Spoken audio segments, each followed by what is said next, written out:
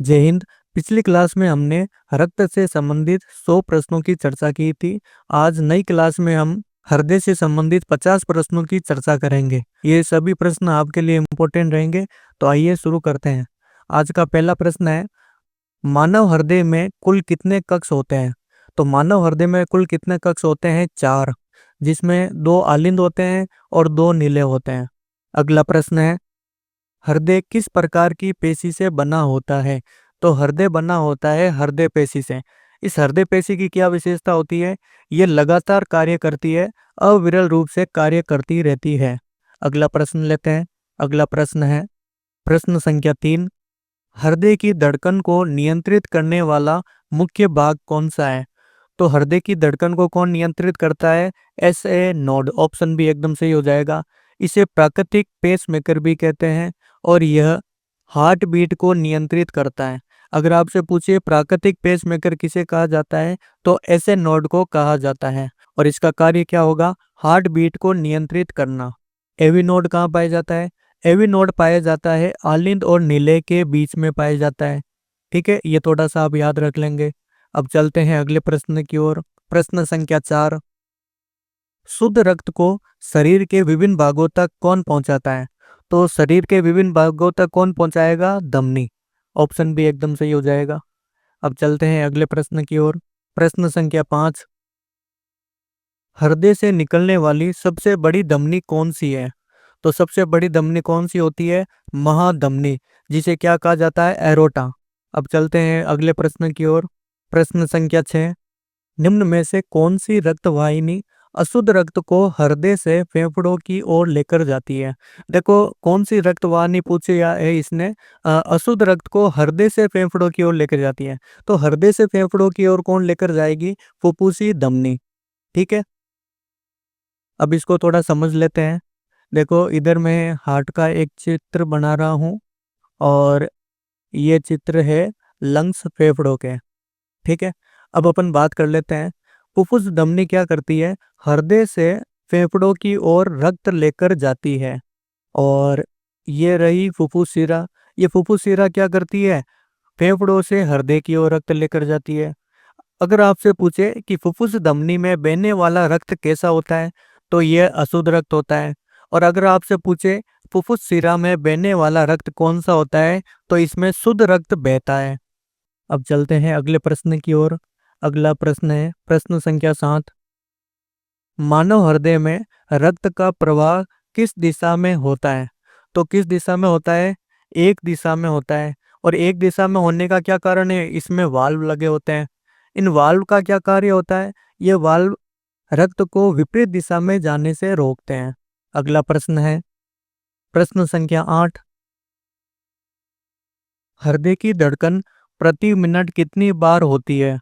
ठीक है, तो मिनट कितनी बार होगी? ऑप्शन बी 60 से 100 बार। अगर आपसे पूछे कि वयस्क में हृदय की गति कितनी बार होती है, तो होती है 72 बार प्रति मिनट। अब चलते हैं अगले प्रश्न की ओर।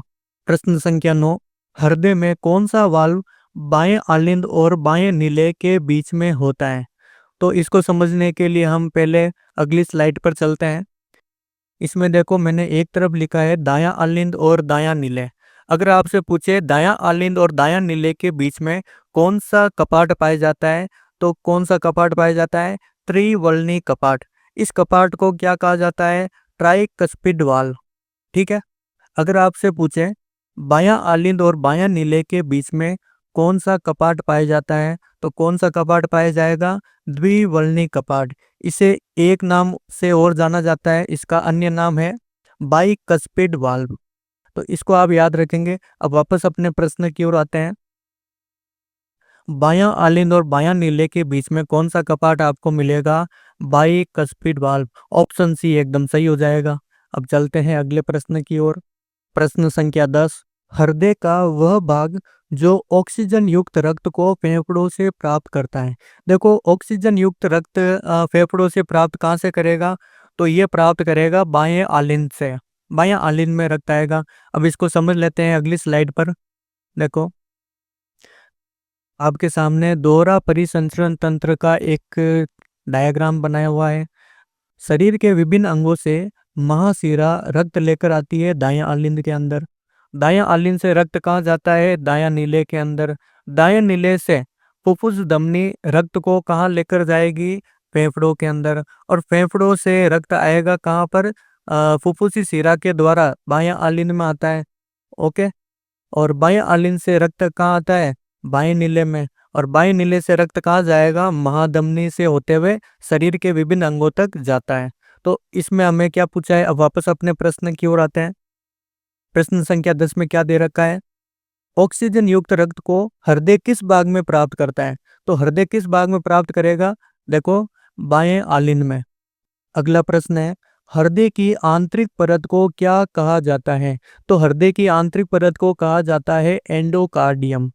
अब बाकी ऑप्शन की भी चर्चा कर लेते हैं। देखो, पेरिकार्डियम क्या होता है? सबसे बाहरी भाग होता है। एंडोकार्डियम आंतरिक भाग होता है। और मायोकार्डियम होता है इन दोनों परत के बीच का भाग होता है मायोकार्डियम। इसको हम एक चित्र के द्वारा समझ लेते हैं। देखो, एंडोकार्डियम ये भाग हो जाएगा सबसे आंतरिक, मायोकार्डियम ये होगा बीच का भाग, और पेरिकार्डियम होगा सबसे बाहर का भाग। अब चलते हैं अगले प्रश्न की ओर। प्रश्न संख्या 12, हृदय किस प्रकार की मांसपेशियों से बना होता है? तो हृदय बना होता है अस्वैच्छिक पेशियों से बना होता है। इस पर हमारी कोई इच्छा का नियंत्रण नहीं होता है। और अगर आपको पूछे कि कौन सी हृदय पेशियां होती है, तो आप लिख देंगे इसमें हृदय पेशियां पाई जाती है। अब चलते हैं अगले प्रश्न की ओर। प्रश्न संख्या 13, किस अंग में हृदय स्थित होता है? तो हृदय स्थित होता है वक्ष गुहा में। ठीक है, अब इनको एक बार समझ लेते हैं। ये आपके सामने एक डायग्राम में बना रहा हूँ। देखो, देखो ये ऊपर वाला जो भाग है, ये जो इसका ऊपर भाग है, ये कहलाता है सिर। और इसके जस्ट नीचे वाला भाग ये गर्दन होगा। ओके।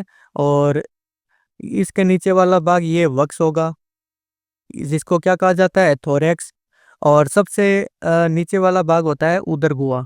जो हृदय है वो वक्ष गुहा में पाया जाता है, यहाँ पर पाया जाएगा। ठीक है। अब चलते हैं अगले प्रश्न की ओर। प्रश्न संख्या 14, हृदय का कौन सा भाग फेफड़ों से शुद्ध रक्त ग्रहण करता है? देखो, कौन सा भाग ग्रहण करेगा? बायां आलिंद। अब चलते हैं अगले प्रश्न की ओर। प्रश्न संख्या 15, हृदय की वह परत जो इसे बाहरी आघातों से सुरक्षा देता है। देखो, बाहरी आघातों से सुरक्षा कौन देगा? जो परत सबसे बाहर होगी। और सबसे बाहर वाली परत कौन सी होती है? Option C, pericardium. ओके, ये कौन सी परत होती है? ये सबसे बाहर की परत होती है। अगर आपसे पूछे कि बीच की परत कौन सी होती है, तो मायोकार्डियम। ओके। और एंडोकार्डियम कहाँ होती है? सबसे आंतरिक परत होती है। ठीक है। अब चलते हैं अगले प्रश्न की ओर।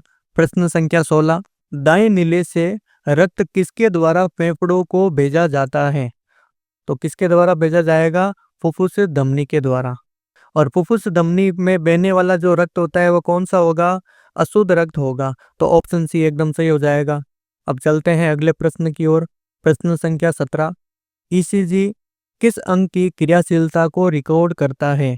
तो ईसीजी किसकी क्रियाशीलता को बताएगा? हृदय की क्रियाशीलता को बताएगा। ऑप्शन डी एकदम सही हो जाएगा।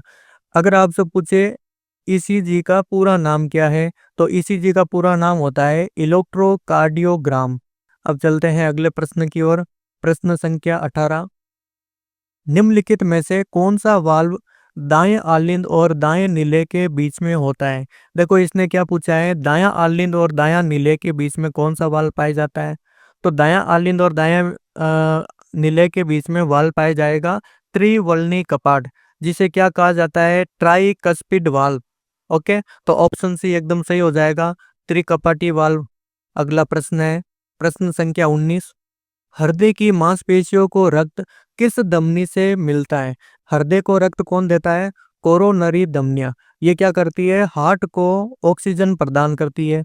अगला प्रश्न लेते हैं। प्रश्न संख्या 20, दिल के दौरे हार्ट अटैक का प्रमुख कारण क्या है?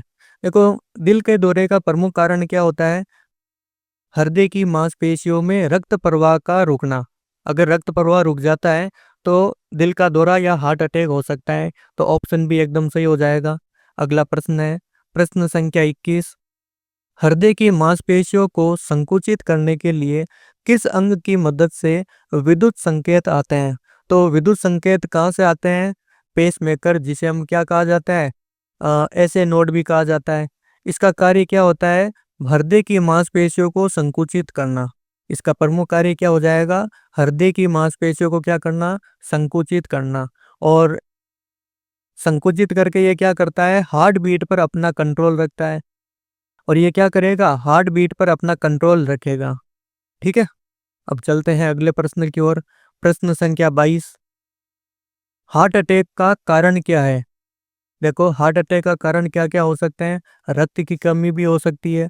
रक्त का अगर थक्का बन जाए, अगर हमारी जो धमनी है या सीरा है, अगर उसमें थक्का बनना लग जाए तो भी हार्ट अटैक हो सकता है। या ऑक्सीजन की कमी हो जाए तो भी हार्ट अटैक हो सकता है। तो ऑप्शन डी एकदम सही होगा। ये सभी इनके कारण होंगे। अब चलते हैं अगले प्रश्न की ओर। प्रश्न संख्या 23। हृदय के पेसमेकर के रूप में कौन सा नोड कार्य करता है? तो हृदय के पेसमेकर के रूप में कौन सा नोड कार्य करेगा? S A node. ओके, ये प्राकृतिक पेसमेकर भी कहलाता है। ओके, अगला प्रश्न लेते हैं। प्रश्न संख्या 24। रक्त का वह प्रकार जो हृदय से शरीर के बाकी हिस्सों में भेजे जाते हैं। देखो, शरीर के बाकी हिस्सों में कौन सा रक्त भेजा जाएगा? शुद्ध रक्त भेजा जाएगा।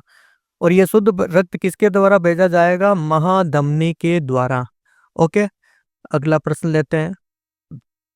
25। हृदय की वह परत जो रक्त प्रवाह में सहायक होती है। देखो, रक्त प्रवाह में सहायक कौन होगी? इसकी जो बीच की परत है, हृदय की जो बीच की परत होती है, क्या नाम है उसका? मायोकार्डियम। इस मायोकार्डियम का एक कार्य और है, ये क्या करती है? रक्त प्रवाह में सहायक होती है। तो दोस्तों, आप अपना कमेंट करके बताइए कि आपको ये वीडियो कैसे लगी। अगर आपको वीडियो अच्छी लगी तो लाइक कीजिए, शेयर कीजिए अपने दोस्तों के साथ, और हमारे चैनल को सब्सक्राइब कीजिए। इन सभी प्रश्नों की पीडीएफ मैं अपने टेलीग्राम चैनल पर दे दूंगा। तो मिलते हैं अगली क्लास में। तब तक के लिए जय हिंद, जय भारत।